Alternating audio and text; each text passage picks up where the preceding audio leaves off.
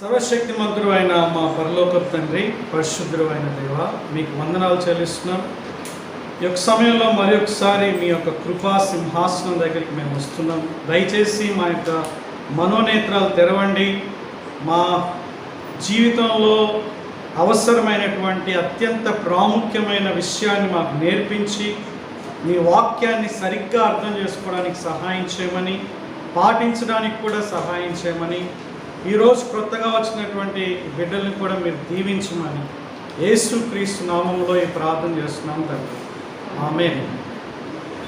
So మనం marks వార్త కనుక మనం చూసినట్లయితే దేవుని కుమారుడైనటువంటి యేసుక్రీస్తు యొక్క శుభవార్త, రైట్?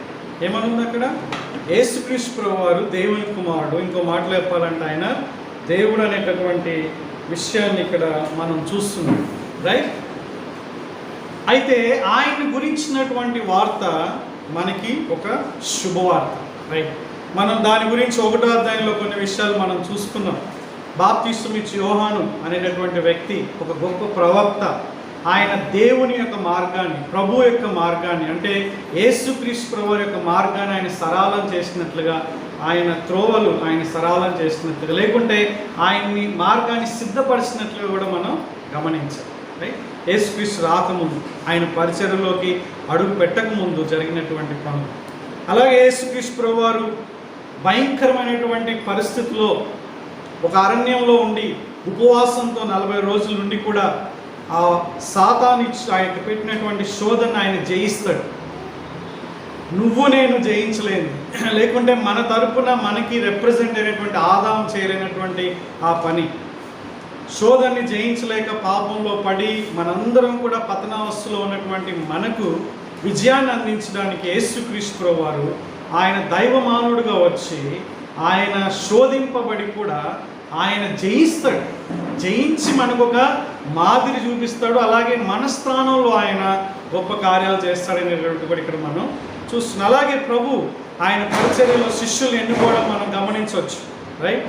అలాగే ప్రభు ఇక్కడ యేసుక్రీస్తు ప్రభువారు అధికారంతో, దయచేసి చాలా ప్రాముఖ్యమైన అధికారంతో ఆయన వాక్యాన్ని బోధించాడు. ఇంకెవరు కూడా పరిసయ్యులు, శాస్త్రులు, సద్దుకయ్యులు ఎవరు కూడా ఆ విధంగా అధికారంతో ఆయన బోధించినట్లుగా ఎక్కడ కూడా లేదు. అందుకే ప్రజలు ఆశ్చర్యం అయిపోయారు. అలాగే ఆయన అధికారంతో దెయ్యాలు వెళ్ళగొట్టాడు. మిగతా వాళ్ళు కూడా దెయ్యాలు వెళ్ళగొట్టేవాళ్ళు, ఎంతో ప్రార్థన చేసి ఎన్నో ఏదో చేసి దెయ్యాలు వెళ్ళగొట్టేవారు.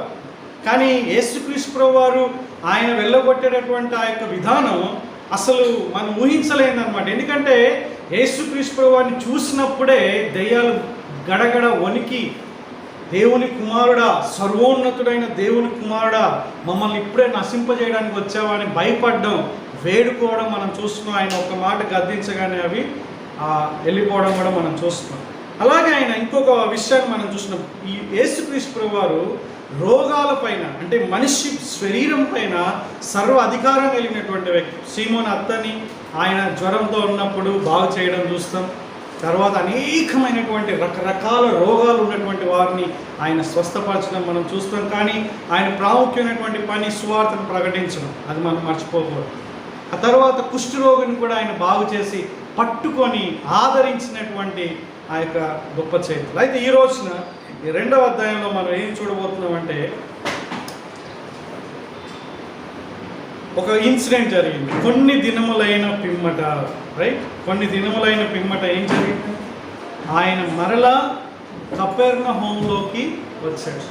సో ఏ ప్లేస్లో ఉన్నాడు? ప్రాబబ్లీ గలిలయ దగ్గర ఉండొచ్చు. అక్కడి నుంచి ఆయన కపెర్నహూము అనేటటువంటి ఒక స్థలానికి ఆయన వచ్చాడు. అది ఎక్కడుంది? యాక్చువల్గా మనం ఇక్కడ గమనించినట్లయితే గలిలీ ప్రాంతం, అక్కడ సముద్రం మనం చూస్తాం, ఓకే? ఆ సముద్రం పైన బెత్సైదా అనేటటువంటి ఒక ప్లేస్, కొరాజీనా అనేటటువంటి ఒక ప్లేస్, కింద నజరేత్ అనేటటువంటిది ఉంది. ఆ మధ్యలో కపెర్నహూము అనేటటువంటిది. ఆ యొక్క సముద్రంకి పైన ఆ చుట్టూ కూడా ఎంతో దూరం. వాస్తవానికి చెప్పాలంటే యేసుక్రీస్తు ప్రభువారు ఎన్నో మైళ్ళ దూరం ఆయన ప్రయాణం చేశాడు. పరిచర్యలో ఆయనకి గుర్రాలు లేవు, రౌతులు లేవు, రైట్?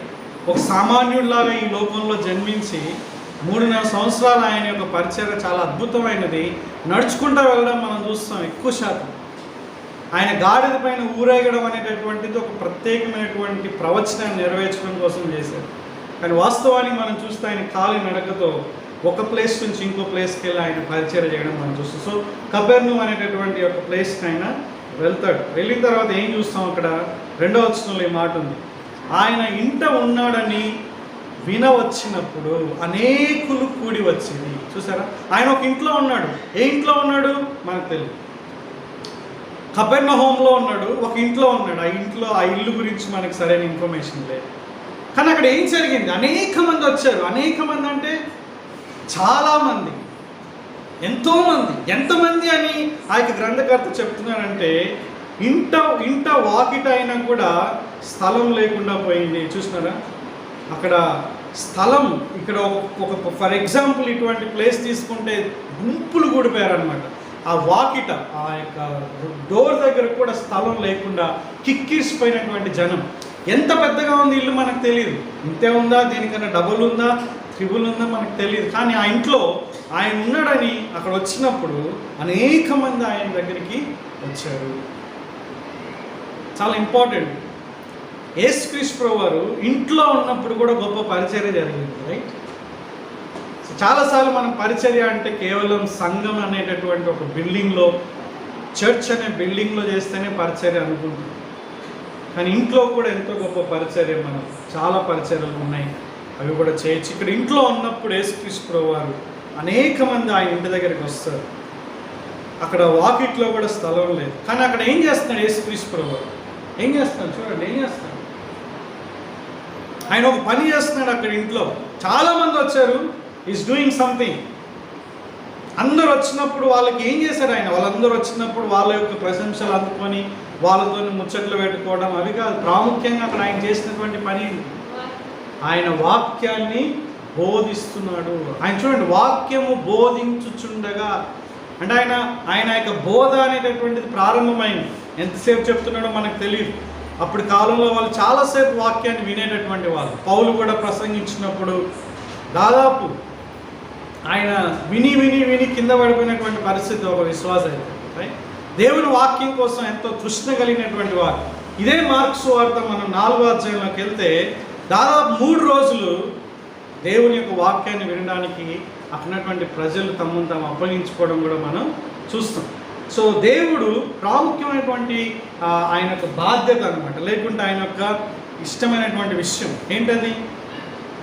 వాక్యాన్ని ప్రకటించడం అనేటటువంటిది ఆయన యొక్క ప్రాముఖ్యమైనటువంటి విషయం. ఏం జరిగిందప్పుడు? ఆయన బోధించుచుండగా ఆయన యొక్క బోధ అక్కడ కంటిన్యూ అవుతున్నప్పుడు కొంతమంది వచ్చారు. చూడండి 3వ వచనంలో ఏమన్నా, కొంతమంది ఏం చేశారు? ఒక పక్షవాయువు కలిగినటువంటి ఒక వ్యక్తిని తీసుకొని వచ్చారు. పేజ్ బై పేజ్ వెళ్తాము, ఓకే, నో ప్రాబ్లం. సో ఇక్కడ ఒక పక్షవాయువు కలిగినటువంటి ఒక మనుషుని 4 చేత మోయించుకొని ఆయన ఎదురు తీసుకొని వచ్చారు. పక్షవాయువు అంటే ఏంటి? పెరాలసిస్ అంటే, ఇంకో మాటలు చెప్పాలంటే కాలు పని చేయకపోవడం, చేయిలు పని చేయకపోవడం, బాడీలో ఒక పార్ట్ పని చేయకుండా పోవడం, పక్షవాయువు. సో ఈయనకున్నటువంటి పక్షవాయువు అంటే ఈయనకున్నటువంటి వ్యాధి ఏంటంటే, నాకు తెలిసినంత వరకు కాళ్ళు చేతులు 2 కూడా పని చేయడం లేదేమో అనిపిస్తుంది. కాళ్ళు ఖచ్చితంగా చేయడం లేదు. ఎందుకు చేయడం లేదు అంటే ఆయన్ని మంచం మీద తీసుకొని వచ్చారు, మోసుకొని వచ్చారు. సారీ, మంచం అని లేదు కానీ మోసుకొని వచ్చారు. దేంట్లో మోసుకొని వచ్చారు మనకు తెలియదు, బట్ మోసుకొని తీసుకొచ్చారు. ఎంతమంది తీసుకొచ్చారు? కొంతమంది వ్యక్తులు. చూడండి స్టార్టింగ్లో ఏమని ఉంది? కొందరు అనేటటువంటి మాట మీరు చూడాలి. తర్వాత ఈ వ్యక్తిని 4 చేత మోయించుకున్నారు. అంటే ఇక్కడ ఈ వ్యక్తిని తీసుకురావడానికి కొంతమంది ప్రణాళిక కలిగి ఉన్నారు. వాళ్ళు వేరే వాళ్ళ యొక్క సహాయంతో ఈ వ్యక్తిని తీసుకొచ్చారు. అంటే యేసుక్రీస్తు ప్రభువు వారి గురించి వాళ్ళు విన్నారు. యేసుక్రీస్తు ప్రభువు వారు చేసినటువంటి పనులు వాళ్ళు విని, లేకుంటే వాళ్ళు చూసినట్లుగా మనం గమనించవచ్చు. ఏం జరిగింది ఇక్కడ? ఆ మనుషుని తీసుకొని వచ్చారు. తీసుకురాగానే ఏం జరిగింది అక్కడ? మనం మొదటి వచనంలో చూసాం, వాకిట కూడా స్థలం లేదు ఇక్కడ స్థలం లేదు రావడానికి. చాలా అనేకులు కూడి ఉన్నారు, చాలామంది ఉన్నారు జనాలు, బాగా బిజీగా ఉంది. మరి అక్కడ ఫ్యాన్లు ఉన్నాయో లేదో తెలియదు మనకి. మంచి ఫ్యాన్లు ఉన్నాయి, రైట్? ఖచ్చితంగా ఫ్యాన్లు ఉండకపోవచ్చు అక్కడ, రైట్. కానీ అప్పుడు ఏం జరిగింది? అరే చాలా బిజీగా ఉన్నారు ఇక్కడ, ప్లేసే లేదు ఇక్కడ. ఇంత కష్టపడి వచ్చినాం మనం, తర్వాత వద్దాంలే, వచ్చి కూడా వేస్ట్ అని తిరిగి వెళ్ళిపోలేదు వాళ్ళు. ఏం చేశారు? అది 4 వచ్చింది ఏమన్నా, చాలామంది కూడి ఉన్నందున వారు ఆయన యొద్దకు చేరలేక, అంటే యేసుక్రీస్తు దగ్గరికి రాలేక నిరుత్సాహపడలేదు, తిరిగి వెళ్ళిపోలేదు, సనుక్కోలేదు, ఎందుకు వచ్చారా బాబు అనుకోలేదు. వాళ్ళు వచ్చినటువంటి పని, దానికోసం నెరవేర్చడానికి వాళ్ళు చేసినటువంటి పని ఇప్పటికి కూడా 2000 సంవత్సరాల తర్వాత కూడా మనం ధ్యానిస్తున్నాం, చదువుకుంటున్నాం. ఏం చేశారు వాళ్ళు? చూడండి ఏం చేశారు.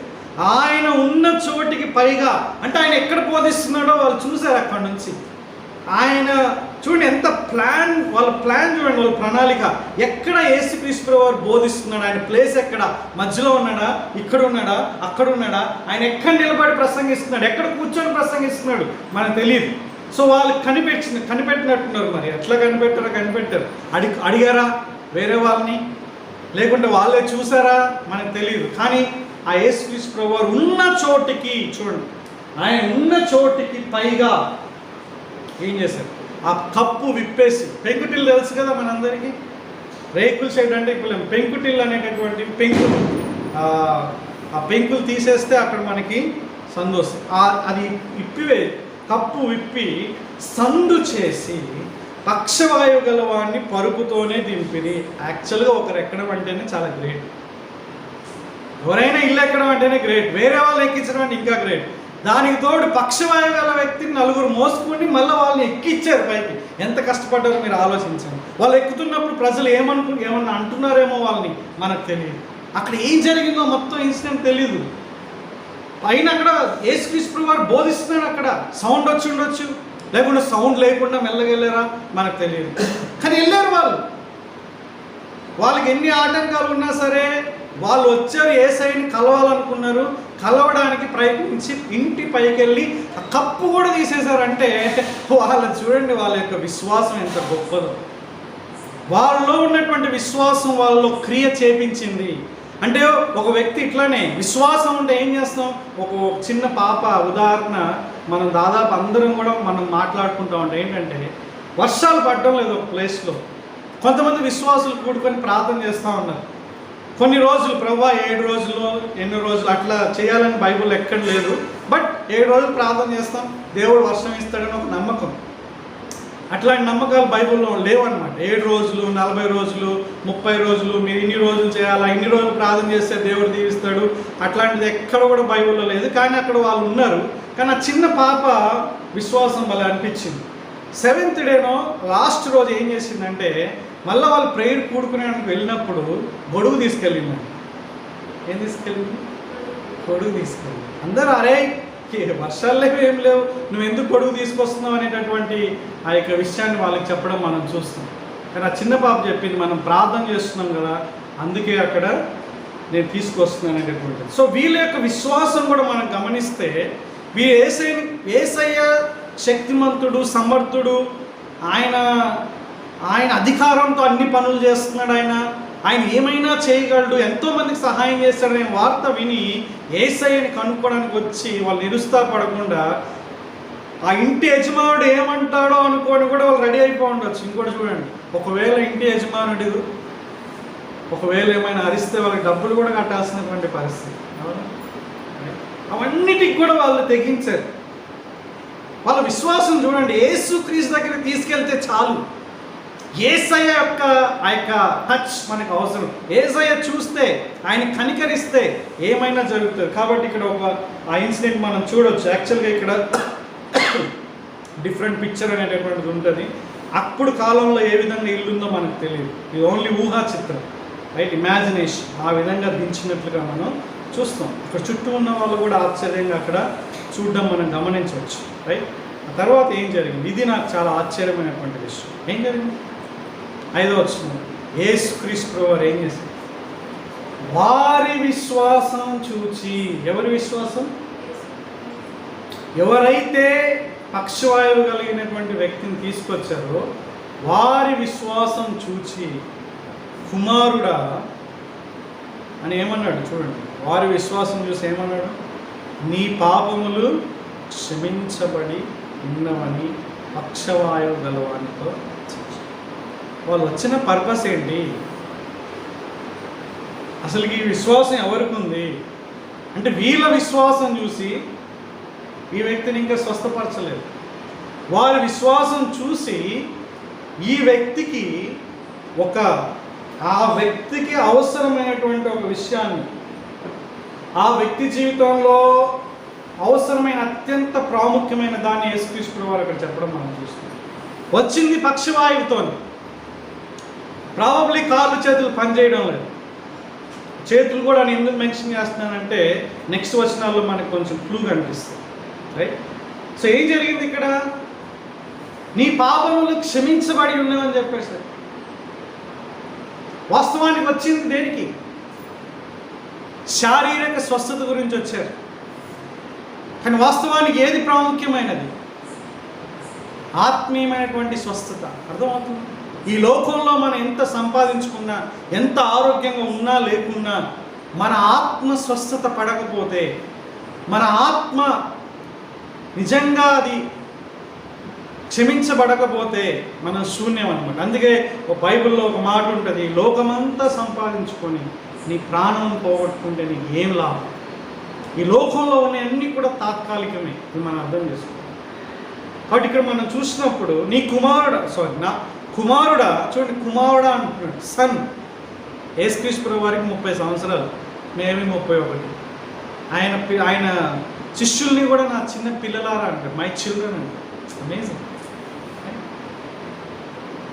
కుమారుడా, నీ పాపములు క్షమించబడి ఉన్నవని ఆ పక్షవాయువు గలవానితో చెప్పాను. అంటే పక్షవాయువు గలవాడికి చెవులు పనిచేస్తున్నాయి, కళ్ళు పనిచేస్తున్నాయి. వీటిని బట్టి మనం చూస్తే మేబీ నోరు కూడా పనిచేస్తుండొచ్చు. నోరు పడిపోయింది మనకు తెలియదు. ఇక్కడే ఒక పెద్ద, ఎప్పుడైతే యేసుక్రీస్తు వారు ఒక పని చేస్తాడో వెంటనే ఆ చుట్టుపక్కల ఉన్న వాళ్ళు కూడా చాలా ఇంపార్టెంట్ మనకి. ఇక్కడ ఎవరున్నారు చూడండి, ఎవరున్నారు ఇక్కడ? శాస్త్రులలో కొందరు అక్కడ కూర్చొని ఉండేది. చూసారా? అండర్లైన్ దట్, చాలా ఇంపార్టెంట్. స్క్రైబ్స్, అసలు వాళ్ళు ఉండడం చాలా ప్రాముఖ్యం అక్కడ. ఈ యొక్క ఇన్సిడెంట్ జరిగినప్పుడు యేసుక్రీస్తు వారిని కంటిన్యూగా యేసుక్రీస్తు వారి జీవితంలో ఏదైతే ఉందో అనేటటువంటి విషయాన్ని కనుక్కోవడానికి ప్రయత్నం చేసేటటువంటి వీళ్ళకి యేసుక్రీస్తు దగ్గరే ఉంటారు. ఇంకా చెప్పాలంటే ఇంకా వేరే వాళ్ళని కూడా, అంటే పరిసయ్యుల్ని, సద్దుకయ్యుల్ని, హెరోదీయుల్ని, వీళ్ళందరినీ కూడా వాళ్ళు తోడుకొని వచ్చి యేసుక్రీస్తు వారిలో ఏదైనా తప్పు ఉంటే కనుక్కోవాలని వాళ్ళ జీవితాంతం 3.5 సంవత్సరాలు ప్రయత్నం చేశారు. కాబట్టి యాక్చువల్లీ వాళ్ళు ఇక్కడ ఉండడం అనేది చాలా ప్రాముఖ్యం, చాలా ప్రాముఖ్యమైనటువంటి విషయం. యేసుక్రీస్తు వారు పాపములు క్షమించబడ్డాయని చెప్పాడు అన్నమాట. అయితే కొంతమంది మత ఛాందస్సవాదులు, ఎవరు వాళ్ళు? మత ఛాందస్సవాదులు, లేకుంటే వాక్యం విషయంలో సరైనటువంటి జ్ఞానం లేనటువంటి వాళ్ళు చెప్పేటటువంటి విషయం ఏంటి తెలుసా? నీ పాపములు క్షమించబడి ఉన్నామని చెప్పాడు కదా, దాంట్లో పెద్ద గొప్పతనం ఏం లేదు. మనం కూడా ఒకరి పాపాలు ఒకరు క్షమించుకుంటాం కదా. మత్తయి సువార్త 6వ అధ్యాయంలో ఏముంది? మత్తయి సువార్త 6వ అధ్యాయంలో తెలుసా? చదవండి, చాలా ఇంపార్టెంట్. ఆ యొక్క ప్రభు ప్రార్థన చెప్పినప్పుడు ఆయన ఒక మాట అంటాడు. ప్రభు ప్రార్థన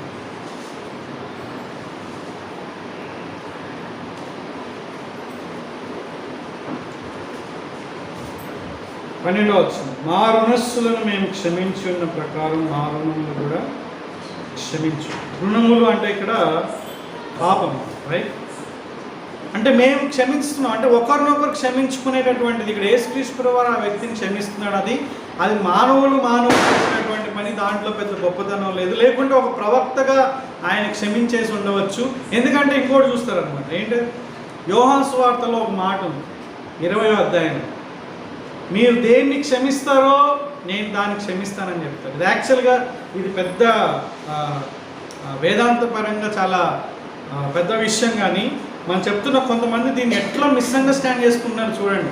యేసుక్రీస్తు వారు పునరుత్థానం చెందిన తర్వాత వాళ్ళకి పరిశుద్ధాత్మతో నింపి వాళ్ళకి చెప్తాడు ఒక మాట, మీరు ఎవరిని క్షమిస్తే నేను వాళ్ళని క్షమిస్తా, మీరు ఎవరిని క్షమించకపోతే వాళ్ళని క్షమించననే మాట. సో దాన్ని కూడా తప్పుగా అర్థం చేసుకుంటారు. సో ఇంకొక వ్యక్తి ఏమన్నాడు తెలుసా? ఇంకొక వ్యక్తి, మూడో వ్యక్తి, ఆ వ్యక్తి ఏమన్నాడు తెలుసా? సిలువలో ఒక దొంగ ఉంటాడు. సిలువ పైన కష్టం, తండ్రి వీరేమి చేయించున్నారో వీరెరుగరు కనుక వీరిని క్షమించు. చూసారా, ఆయన తండ్రిని వేడుకుంటున్నాడు. ఆయన క్షమించాడు. ఆయన క్షమాపణ ఉందా? ఆయన క్షమించేటటువంటి సామర్థ్యం ఉందా? ఆయన ఒక ప్రవక్త మాత్రమే. సో దీనికి మీరు ఆలోచన చేయాలి, రైట్? దీన్ని ఎట్లా మనం పరిష్కరించాలనేది మీరు ఆలోచన చేయాలి. సో ఇక్కడ శాస్త్రులు అనేటటువంటి వాళ్ళు ఉండడం చాలా మంచిది. ఎందుకు తెలుసా? వీళ్ళు పండితులు, స్కాలర్స్, మామూలు పామరులు కాదు, చదువు లేనటువంటి వారు కాదు, బాగా ఆలోచించేటటువంటి వాళ్ళు. కానీ వాళ్ళ ఆలోచన స్వార్థపూరితంగా, దేవునికి దూరంగా ఉన్నటువంటి ఆలోచన, దేవుని దగ్గరగా ఉండేటటువంటి ఆలోచన కాదు. But they are scholars.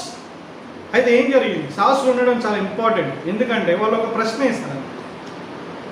ఎక్కడ వేశారు తెలుసా ప్రశ్న ఎక్కడ వేశారు? వాళ్ళ హృదయంలో వేసుకున్నారు ప్రశ్న. They have question. అంటే వాళ్ళు ఆలోచిస్తున్నారు అనమాట. పాపములు క్షమించనని చెప్తున్నాడు కదా. అయితే వాళ్ళు 7వ వచనంలో వారు ఇతడు ఇట్లెందుకు చెప్తున్నాడు? ఈ ప్రవక్త వడ్రంగి కుమారుడు, లేకుంటే ఒక యూదుల మత బోధకుడు క్షమించారని చెప్తున్నాడేంటి?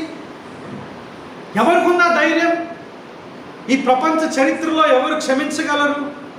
వీళ్ళు చెప్తున్నారు ఆన్సర్. వీళ్ళే చెప్తున్నారు. చూడండి ఏమన్నారంటే, వాళ్ళు దేవదూషణ చేయుచున్నాడు అనేటటువంటి మాట. దేవదూషణ అంటే అర్థమైంది తెలుసా? దేవుని స్థానాన్ని వీళ్ళు తీసుకోవడం. ఇంకో మాట, క్షమించేది ఎవరు? క్షమించగలిగేది ఎవరు? దేవుడు మాత్రమే. చూసారా ఇక్కడ? అందుకే ఇక్కడ నెక్స్ట్ వాళ్ళు చెప్తున్నారు, దేవుడు ఒక్కడే తప్ప. అండర్లైన్ తప్ప అనేటటువంటి తప్పుగా తప్ప, రైట్? దేవుడు ఒక్కడే తప్ప పాపమును క్షమింపగలవాడు ఎవరని మనస్సులో అనుకున్నారు. ఇది చాలా ఎక్కువ. తమ హృదయములలో ఆలోచించుకొనిరి. సో ఒక్క వ్యక్తి కాదు, అక్కడ ఉన్నటువంటి స్క్రైబ్స్, అక్కడ ఉన్నటువంటి మత పండితులు, రైట్? భయపడకండి, నో ప్రాబ్లం. ఈ యొక్క మత పండితులు లేకుంటే వీళ్ళు ఏం చేస్తున్నారు? వీళ్ళు హృదయములలో ఆలోచించుకొనిరి. బయటికి చెప్పడం లేదు, కానీ వాళ్ళ ఆలోచన కరెక్ట్. వాళ్ళ ఆలోచన ఏంటంటే, ఒక మానవుడు, ఒక మనిషి ఇతరుల యొక్క పాపాన్ని క్షమించేటువంటి ఆ యొక్క అర్హత, సామర్థ్యం లేదు. కరెక్ట్ అది. అందుకే దేవదూషణ. యేసుక్రీస్తు ప్రభువు వారు సిలువ వేయడానికి ఒకనొక కారణం ఏంటంటే దేవదూషణ. మనిషిగా ఉండి దేవుడు అని చెప్పుకుంటున్నాడు. అందుకే ఆయన సిలువ వేస్తామని ఆ విధంగా యేసుక్రీస్తు ప్రభువుని ఇరికించారనమాట. ఇంక ఏది కూడా, ఏ విధంగా కూడా ఆయన యొక్క పాపాన్ని వాళ్ళు స్థిరపరచలేకపోయారు, చెప్పలేకపోయారు. కాబట్టి ఇక్కడ మనం చూస్తే శాస్త్రులు అనుకున్నది, ఆలోచించింది కరెక్టే. ఏమంటున్నారు వాళ్ళు? దేవదూషణ చేస్తున్నాడు, దేవుడు ఒక్కడే తప్ప పాపం క్షమించాడు. ఇంకొకలో ఇక్కడ ఏం అర్థమవుతుంది తెలుసా అండి? ఒకవేళ యేసుక్రీస్తు ప్రభువు వారు పాపములు క్షమించగలిగితే, ఇక్కడ క్షమించగలిగాడు కాబట్టి ఎవరైనా ఎవరు? దేవుడు. చూసారా ఎంత క్లియర్గా ఈ టెక్స్ట్లోనే మనం ఆయన దైవత్వాన్ని మనం చూడొచ్చు. ఇంకో మాట కూడా, వాళ్ళ హృదయములలో ఆలోచించుకునేది యేసుక్రీస్తు ప్రభువు వారికి ఎట్లా తెలిసింది? కేవలం దేవుడికి మాత్రమే మన అంతరంగంలో జరిగేటటువంటి, ఆ హృదయ అంతరంగంలో జరిగేటటువంటి విషయాలు దేవుడికి మాత్రమే తెలుసు. సాతానికి కూడా తెలియదు. నీ భార్యకు తెలియదు, నీ భర్త తెలియదు, నీ స్నేహితుడికి తెలియదు, నీ క్లోజ్ ఫ్రెండ్కి తెలియదు, కానీ సాతానికి కూడా తెలియదు. ఎవరికి తెలుసు?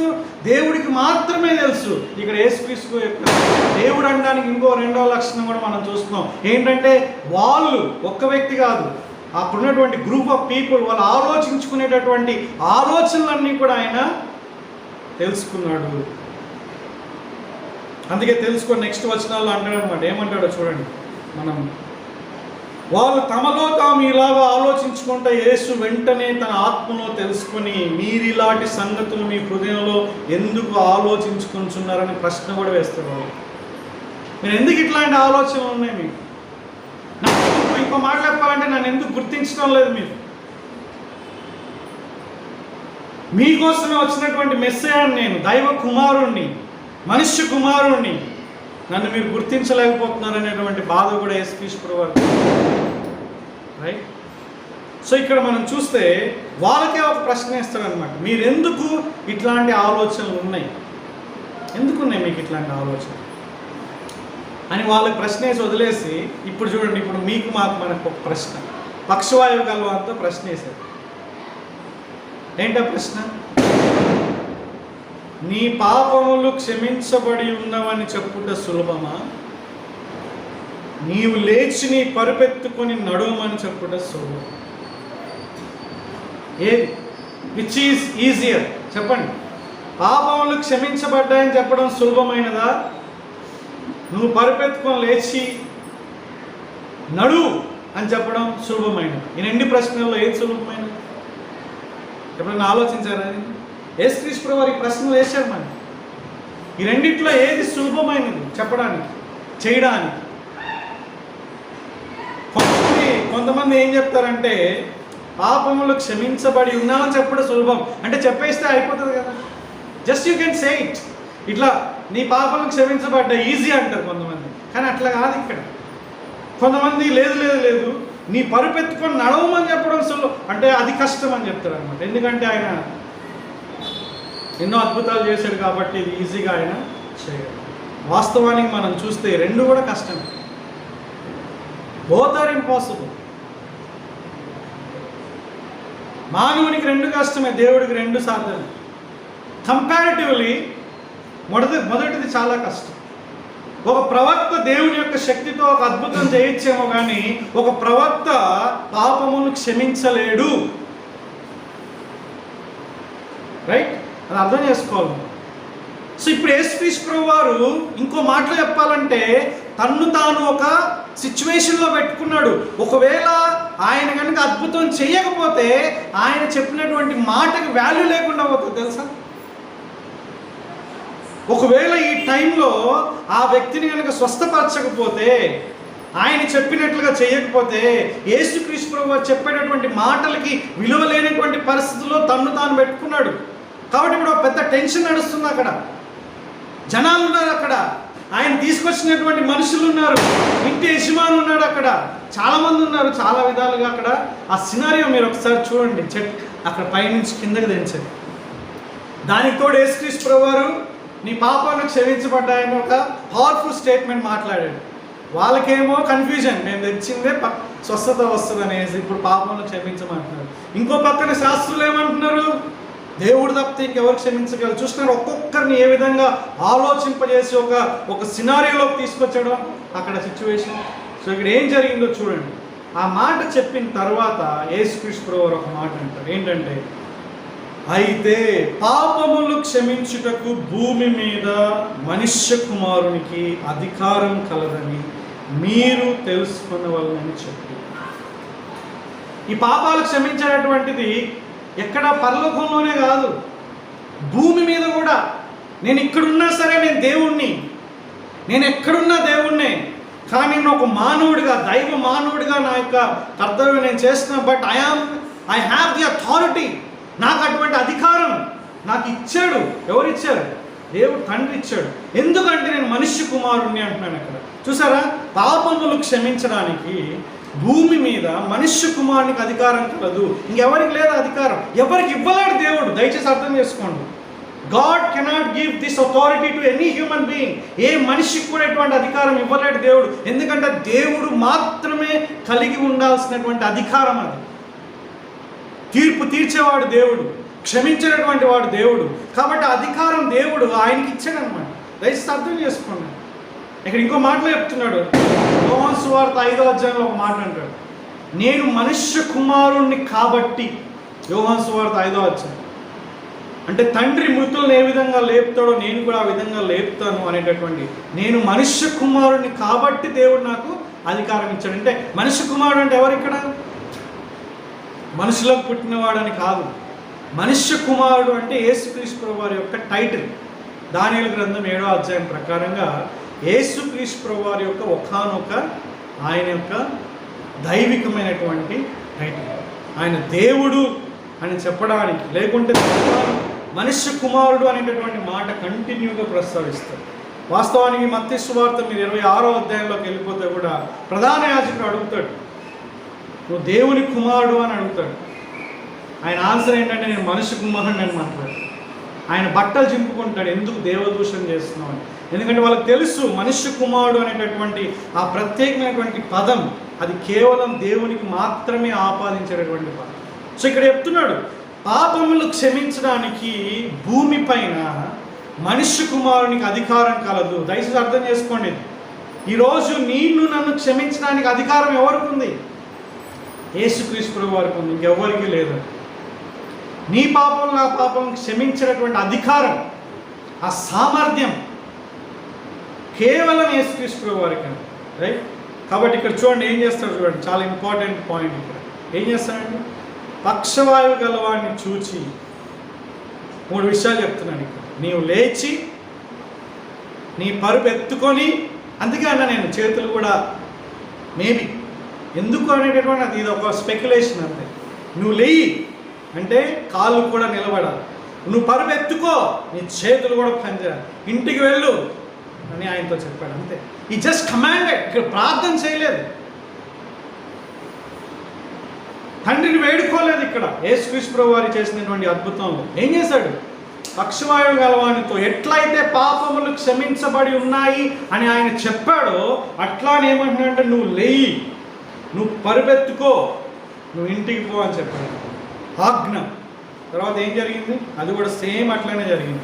తక్షణమే వాడు లేచి, చూసారా, లేయమంటే లేచాడు, పరుపెత్తుకోమంటే పరుపెత్తుకున్నాడు, వారందరి ఎదుట నడిచిపోయాను.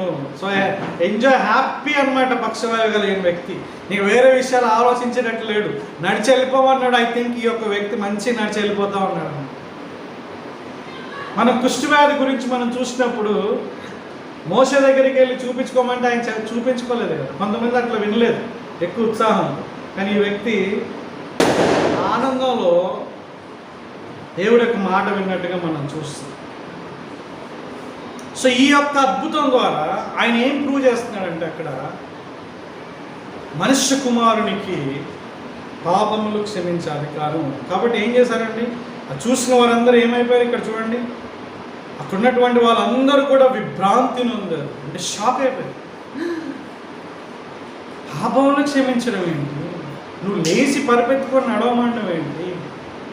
అది చూసినప్పుడు యేసుక్రీస్తుని పట్టుకొని యేసుక్రీస్తుని బాగా పైకి లేపలేదు వాళ్ళు. నిజంగా యూదులు చేసినటువంటి పని ఏంటి తెలుసా అంటే వాళ్ళకి ఇంకా యేసుక్రీస్తు ప్రభువు దేవుడు అనేటటువంటి విషయం సంపూర్ణంగా అర్థం కాలేదు. ఇప్పుడు వాళ్ళు చేసినటువంటి పని ఏంటంటే మేము ఎన్నడూ కూడా ఇటువంటి కార్యం చూడలేదని చెప్పి దేవుణ్ణి మహిమపరిచాం. ఒకవేళ దేవుడు ఒక వ్యక్తిని ఉపయోగించుకొని నీ జీవితంలో స్వస్థత ఇచ్చినా సరే, నేను చేయాల్సింది ఏంటంటే దేవుణ్ణి మహిమపరచాలి. అది మనం యూదుల నుంచి కంటిన్యూగా నేర్చుకోవచ్చు. కానీ వాళ్ళు చేసినటువంటి ఒక పొరపాటు ఏంటంటే వాళ్ళ మధ్యలోనే ఉన్నటువంటి దేవుని గుర్తించలేకపోయారు.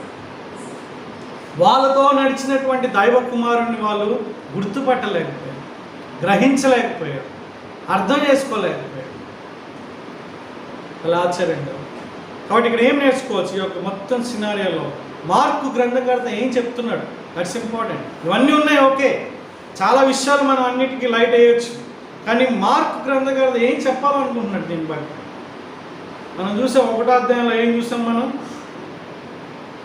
ఏం చూసాం, ఆయనకి అన్నిటిపైన అధికారం ఉంది. బోధ పైన అధికారం ఉంది, దయ్యాలపైన అధికారం ఉంది, శరీరం పైన రోగాలపైన అధికారం ఉంది.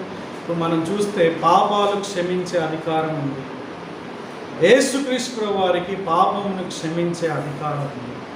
ఇది మనకి చాలా కొత్తగా ఆపుకోవచ్చు, కానీ ఇది వాస్తవం. ఇది మన చిన్నప్పటి నుంచి యేసుక్రీస్తు క్షమిస్తారని అనుకుంటున్నాం కాబట్టి మనకి గొప్పగా, యూదులకి ఇది చాలా ప్రాముఖ్యమైనటువంటిది, అక్కడున్నటువంటి ప్రజలకి ఇది చాలా ప్రాముఖ్యమైనటువంటి. వాస్తవానికి ఈరోజు నీకు నాకు కూడా చాలా ప్రాముఖ్యమైనటువంటి విషయం ఇది. ఏంటది? దేవుడు క్షమించేటటువంటి దేవుడు. ఈరోజు మనం నేర్చుకోవాలి, క్షమించే అధికారం దేవుడికి మాత్రమే ఉందని మనం నేర్చుకోవాలి. ఒక పాస్టర్కి లేదు, ఒక ప్రీస్ట్కి లేదు, ఒక యాజకుడికి లేదు. మీరు ఒక పాస్టర్ దగ్గరికి వెళ్ళి మీ పాపాలు క్షమించమని అడగడం అది కాదు. ఒకరినొకరు క్షమించుకోవడం అంటే ఏంటి? ఒకరినొకరు క్షమించుకోవడం అంటే నేను నీకు వ్యతిరేకంగా పాపం చేస్తే, నువ్వు నాకు వ్యతిరేకంగా పాపం చేస్తే ఆ విషయంలో సమాధానం అది డిఫరెంట్. కానీ మన పాపాలు, అసలు మన దేవుడికి వ్యతిరేకంగా చేసిన పాపాలని తీసివేసేటువంటి శక్తి దేవుడికి మాత్రమే ఉంది. ఇక్కడ చూడండి, ఈ ఇన్సిడెంట్లో పక్షవాయువు కలిగిన వ్యక్తి యేసుక్రీస్తు వారికి వ్యతిరేకంగా ఉన్న పాపం చేశాడు, చేయలే కదా. పక్షవాయువు కలిగినటువంటి వ్యక్తి జీవితంలో ఆయన పాపం చేశాడు. ఆయన ఎటువంటి పాపాలు చేశాడో దేవుడికి తెలుసు. కానీ ఇక్కడ మనం ఏం చూస్తుంటే ఒక దేవుడిగా తన పాపాలను క్షమించాడు. చూడండి, ఇట్లాంటి ఇన్సిడెంట్ ఇంకోటి కూడా మనం చూస్తాం. లూకా సువార్త 7వ అధ్యాయం 48వ వచనం. ఇక్కడ ఒక స్త్రీ గురించి మనకి ఆ యొక్క సన్నివేశం. లూకా సువార్త 7:48లో కూడా ఆమెను ఎట్లా వర్ణిస్తారంటే, ఇక్కడ పక్షవాయువు కలిగిన వ్యక్తి అన్నారు కదా, అక్కడ పాపాత్మురాలైనటువంటి స్త్రీ, ఆమె పేరు కూడా లేదు. వాస్తవానికి మనందరి పేర్లు అదే, వినండి. ఆమె ఒక్కటే కాదు, పాపాత్ముడైన రాజేష్, పాపాత్ముడైనటువంటి సుబ్రహ్మణ్యం, పాపాత్ముడైనటువంటి రిక్కీ, రైట్. మనందరికి కూడా అటువంటి పీడలు, because we all commit sins. మనందరం కూడా పాపం చేస్తున్నాం. కాబట్టి ఇక్కడ జరిగిన విషయం ఏంటంటే, ఆమె చేసినటువంటి పాపం 48వ వచనంలో ఒక మాట ఉంది. సో 7:48 నేను మార్క్స్ వార్తలో ఏమంటాడు, అక్కడ కూడా సేమ్ అదే అంటాడు అనమాట. ఒక స్టోరీ చెప్పిన తర్వాత ఈ మాట అంటాడు, నీ పాపములు క్షమింపబడి ఉన్నవని ఆమెతో చెప్పిన. అక్కడ కూడా ఒక సేమ్ రెస్పాన్సే. అప్పుడు ఆయనతో కూడా భోజన పంక్తిని కూర్చుని వారు పాపములు క్షమించుచున్న ఇతడు ఎవడో అని తమలో తాము అనుకొనసాగేది. ఇక్కడ లేరేమో వాళ్ళు. సో వాళ్ళకి ఇంకో కొత్త ఆలోచన, రైట్. సో ఇది డిఫరెంట్. అంటే లూకా చెప్పినటువంటి పాయింట్ డిఫరెంట్. కానీ ఇక్కడ విషయం ఏంటంటే, దేవుడు ఇక్కడ కూడా పాపాలు క్షమించేటటువంటి వ్యక్తిగా మనం చూస్తున్నాం. నువ్వు అడగకుండా దేవుడు నిన్ను క్షమించగలడా? ఇక్కడ మనం అర్థం చేసుకోవాలి. ఇక్కడ చాలా విషయాలు మనకి ప్రశ్నలు వస్తాయి. ఆ ప్రశ్నలు మనం నివృత్తి చేసుకోవాలి. పక్షవాయువు కలిగిన వ్యక్తి క్షమాపణ అడగలేదు వాక్య ప్రకారంగా. ఎందుకంటే ఆయన క్షమాపణ అడిగాడో లేదో బైబిల్లో చెప్పలేదు, ఫస్ట్ పాయింట్. రెండోది, క్షమాపణ అడగకుండా ఎవ్వరికి కూడా దేవుడు క్షమించడు. మీరు అనుకోవచ్చు, ఆయన పక్షవాయువు గలవాన్ని క్షమించేశాడు కదా, ఈరోజు నా పాపాలు వేరే వాళ్ళ పాపాలు కూడా క్షమించేస్తాడు అనేసి. నువ్వు నేను అడగకుండా దేవుడు మన పాపాలని క్షమించడు. మరి పక్షవాయువు గల పాపాలు ఎట్లా క్షమించాడు అనే ప్రశ్న మీకు రావచ్చు. మేబీ తన హృదయంలో అడుగుండొచ్చు. ఎందుకంటే ఒకానొక మిస్అండర్స్టాండింగ్ ఏంటంటే, ఈ రోగం అనేటటువంటిది పాపం వలన వచ్చింది అనేటటువంటి ఆలోచన చాలామందిలో, ముఖ్యంగా పాత నిబంధన కాలంలో, ముఖ్యంగా యేసుక్రీస్తు ప్రభువారి యొక్క కాలంలో ఆ బోధకులు బోధించేవారు. సిక్నెస్ అంటే కొన్నిసార్లు అనారోగ్యం పాపం వల్ల వస్తుంది, అది బైబిల్ చెప్తుంది. కానీ రోగం ఉన్న ప్రతి ఒక్కరు కూడా పాపం చేసినట్లు కాదు. కాబట్టి ఇక్కడ ఈ వ్యక్తి ఆ యొక్క రోగం ఉన్నప్పుడు, పక్షవాయువు ఉన్నప్పుడు తన హృదయంలో అటువంటి ఆలోచన ఉందేమో. మీరు యోహాను సువార్త 9వ అధ్యాయంలో కనుక మనం చూస్తే ఏమంటారు, ఆ వ్యక్తిని స్వస్థపరిచి ఇంకెప్పుడు కూడా పాపం చేయదు. సో కొన్నిసార్లు పాపం వల్ల కూడా, కానీ ఆయన ఎటువంటి పాపం చేశారనేది ఇక్కడ లేదు. కానీ ఇప్పుడు ప్రశ్న ఏంటంటే, ఆలోచన ఏంటంటే, ఈ వ్యక్తి తన హృదయంలో క్షమాపణ అడిగాడు. ఖచ్చితంగా అడిగి ఉండవచ్చు, లేకుండా అడగకుండా దేవుడు కొన్ని చేస్తాడు మనకి. నువ్వు అడగకుండా నీకు వాన కురిపిస్తాడు, నువ్వు అడగకుండా నీకు ఎండ కురిపిస్తాడు, నువ్వు అడగకుండా నీకు ఆ యొక్క ఏమంటారు నిన్ను పోషిస్తాడు, నిన్ను ఆదుకుంటాడు, అన్నీ చేస్తాడు దేవుడు. కానీ నువ్వు అడగకుండా చేయనటువంటి కొన్ని ఉన్నాయి. ఒకనొకటి ఏంటంటే, నువ్వు అడగకపోతే నేను క్షమించడు దేవుడు. కాబట్టి క్షమాపణ అనేటటువంటిది వ్యక్తిగతమైనది. నువ్వు నేను దేవుడి దగ్గరకు వచ్చి వేడుకోవాలి. ఇక 2 ఇన్సిడెంట్లో మనం చూస్తే వాళ్ళ పాపాలు క్షమించబడి ఉన్నాయి. ఆ సిలువలో దొంగ కూడా ఒకటో మాట చూస్తున్నారు చాలామంది. 2వ మాటలో ఏముంది చెప్పండి, ఏముంది 2వ మాటలో? నేడు నీవు నాతో కూడా పరదేశంలో ఉందవు అంటే క్షమించకుండా పరదేశం తీసుకెళ్తాడా? అక్కడ 1వ మాటకి అర్థం తెలుసుకోవాలి ఫస్ట్. ఎవరైతే సరిగ్గా దాన్ని విశ్లేషణ చేయకుండా ఆలోచిస్తున్నారో వాళ్ళు అర్థం తెలుసుకోవాలి. కాబట్టి ఈరోజు మనం ఒక అర్థం చేసుకోవాలి, నువ్వు ఎటువంటి భయంకరమైన పాపంలో ఉన్నప్పటికీ కూడా ఆయనను వేడుకున్నట్లయితే, ఆయన్ని ఆశ్రయించినప్పుడు, ఆయన్ని అడుక్కున్నప్పుడు ఆయన క్షమించడానికి సిద్ధంగా ఉన్నాడు. అందుకే నా యొద్దకు వచ్చి వారిని నేను ఎంత మాత్రం కూడా త్రోసివేయనని చెప్పాను. 1 యోహాను పత్రిక 1:9 ఏముందంటే, ఆయన నమ్మదగినవాడు, నీతిమంతుడు, నీ స్థానంలో నా స్థానంలో బలయ్యాడు కాబట్టి మనల్ని పాపాలను క్షమించడానికి సమర్థుడు ఆయన. ఈ చరిత్రలో ఎవ్వరు కూడా పాపాలు క్షమించడానికి సమర్థులు లేరు. ఆయన శిలువలో దేవుని యొక్క న్యాయం, దేవుని ప్రేమ రెండు కూడా మనం చూడగలం. అర్థమవుతుందండి? ఇది చాలా ప్రాముఖ్యమైనటువంటి విషయం. ఈరోజు ఒక విషయాన్ని నువ్వు నేర్చుకొని నీ జీవితంలో నువ్వు తీసుకునేది, ఎందుకంటే ఇది అన్నిటికంటే ప్రాముఖ్యమైనటువంటి విషయం, ఫర్గివ్నెస్. దేవుడు మాత్రమే, యేసుక్రీస్తు మాత్రమే క్షమించగలడు అనేటటువంటిది మనం ఇక్కడ చూసుకున్నాం. ఆ క్షమాపణను స్వీకరించడమే మన జీవితంలో గొప్ప విషయం. అప్పుడే మనకి సమాధానం అవుతుంది. మీరు చూడండి, లూకాసు సువార్త 7:49 ఏమని తెలుసా? 48లో నీ పాపాలు క్షమించబడి ఉన్నాయని చెప్పాడు. 49లో ఏమన్నాడు తెలుసా? సమాధానం గలదానివై ఇక్కడ నుంచి వెళ్ళిపోవాలి. ఎందుకంటే పాపంలో ఉన్నటువంటి వారికి సమాధానం ఉండదు. పాపంలో ఉన్నటువంటి వారు దేవునితో వైరం ఉంటుంది, మనస్సాక్షి నిందారోపణ ఉంటుంది, భయం ఉంటుంది, ఒంటరితనం ఉంటుంది, వేదన ఉంటుంది, చనిపోతే ఎట్లా అనేటటువంటి ఆందోళన ఉంటుంది, నా పాపంలో పరిస్థితి ఏంటి అనేటటువంటి నిన్ను వెంటాడుతూనే ఉంటుంది. కానీ యేసయ్య దగ్గరికి వచ్చినప్పుడు యేసయ్య మన పాపాలని క్షమించగలడు. క్షమించినప్పుడు ఏం జరుగుతుంది?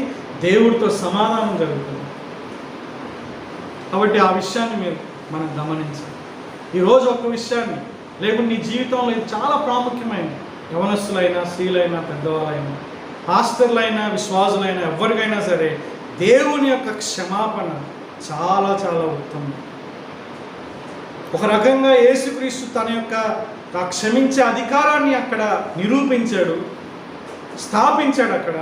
కానీ ఒక సత్యం మనం నేర్చుకోవచ్చు ఏంటంటే, యేసుక్రీస్తు క్షమించేటటువంటి దేవుడు, క్షమించే అధికారం కలిగినటువంటి దేవుడు. ఇది చాలా ప్రాముఖ్యం. ఆ అధికారం ఎవరికైనా ఉందా అండి? ఎవరికి. అటువంటి గొప్ప దేవుణ్ణి మనం కలుగుతాం. వాస్తవానికి ఈ ప్రశ్నలు నేను మీకు ముందుగానే చెప్పానంటే వీటి గురించి మీరు ఆలోచించాలి. ఏమైనా డౌట్స్ ఉంటే మీరు తర్వాత అడగవచ్చు. దేవుడు మనకి అటువంటి కృప దయచేయాలి. ప్రార్థన చేసుకుందాం. దేవుణ్ణి అడగండి. మీరు వ్యక్తిగతంగా హృదయంలో, బయట, ఇంటి దగ్గర ఉన్నప్పుడు ఒకసారి మిమ్మల్ని మీరు పరిశీలన చేసుకొని దేవుని యొక్క క్షమాపణ పొందుకున్నారా? ఎటువంటి పరిస్థితుల్లో ఉన్నా దేవుని దగ్గర వేడుకోవచ్చు. ఆయనే మన యొక్క ఏకైక నిరీక్షణ. దయచేసి అర్థం చేసుకోండి, దయచేసి అలా చేయండి. ఆయనే మన యొక్క ఏకైక నిరీక్షణ. ఆయనకి మాత్రమే అధికారం ఉంది. కాబట్టి నువ్వు ఒక ప్రార్థన చేసుకుని నమ్మండి, విశ్వసించండి. సమయం నువ్వు నీ యొక్క పాపంలో విషయంలో పశ్చాత్తాపడి, యేసయ్య నా పాపాలు క్షమించిన ఆయన అని మీరు అడిగితే ఈరోజే నీ హృదయంలో ఉన్న భారాన్ని ఆయన తీసివేయగలడు. ఆయన నిన్ను క్షమించగలడు, నీకు సమాధానాన్ని ఇవ్వగలడు, నీకు ఒక నిరీక్షణ ఇవ్వగలడు. ఆయన నీ హృదయంలో ఉన్నటువంటి భారాన్ని తీసివేయగలడు. ఆయన అటువంటి కృప దేవుడు మనకు దయచేయండి. కాబట్టి ఈ సత్యం గురించి మీరు ఆలోచన చేయండి. ఈ సత్యం గురించి మీరు మరలా ఆలోచించండి. నీ జీవితంలో పాపాలు క్షమించబడి ఉన్నావా లేదా అనేటటువంటి విషయాన్ని గుర్తించడం, తెలుసుకోవడం, దాని గురించి ప్రతిస్పందించడం మనకు చాలా ప్రాముఖ్యమైనటువంటి విషయం. ప్రభువా యొక్క సమయంలో మీకు వందనాలు చెల్లిస్తున్నాను. పక్షవాయువు గల వానితోనైనా నీ పాపములు క్షమించబడి ఉన్నావని చెప్పాడు. నిజంగా ఈరోజు మా పరిస్థితి కూడా అదేనైనా. ఆ పాపాత్మురాలైనటువంటి స్త్రీతో కూడా నీ పాపములు క్షమించబడి అని చెప్పారు. పాపములు క్షమించేటువంటి కనికరం కలిగిన దేవుడవు, పాపాన్ని క్షమించేటటువంటి అధికారం కలిగినటువంటి దేవుడవు, పాపాన్ని క్షమించేటటువంటి ఆయన సామర్థ్యం కలిగినటువంటి దేవుడవు, పాపాన్ని క్షమించడానికి ఇష్టపడే దేవుడవు. ప్రభువా నాయన, మేము మా పాప క్షమాపణ పొంది మీతో సమాధాన పడడానికి నాయన మాకు అవకాశాలు ఇస్తున్నారు. దాన్ని బట్టి వందనాలు చెల్లిస్తున్నాం. నాయన ఈ వాక్యం వింటున్నటువంటి ప్రతి ఒక్కరు కూడా మీ యొక్క నాయన ఆ చల్లనైన మెల్లనైన స్వరానికి ప్రతిస్పందించి వారి జీవితంలో అత్యంత ప్రాముఖ్యమైనటువంటి ఈ క్షమాపణని పొందుకొని మీతో సమాధాన పడడానికి సహాయం చేయండి. అయినా ఆ యొక్క హృదయంలో ఉన్నటువంటి ఆ యొక్క ఆందోళన నుంచి, ఆయన యొక్క గిల్ట్ నుంచి, ప్రభు ఆ యొక్క నిందారోపణ నుంచి, ఆ దోషారోపణ నుంచి మీరే విడిపించమని నేను మీ వద్దకి నేను రావడానికి సహాయం చేయమని యేసుక్రీస్తు నామంలో ప్రార్థన చేస్తున్నాను.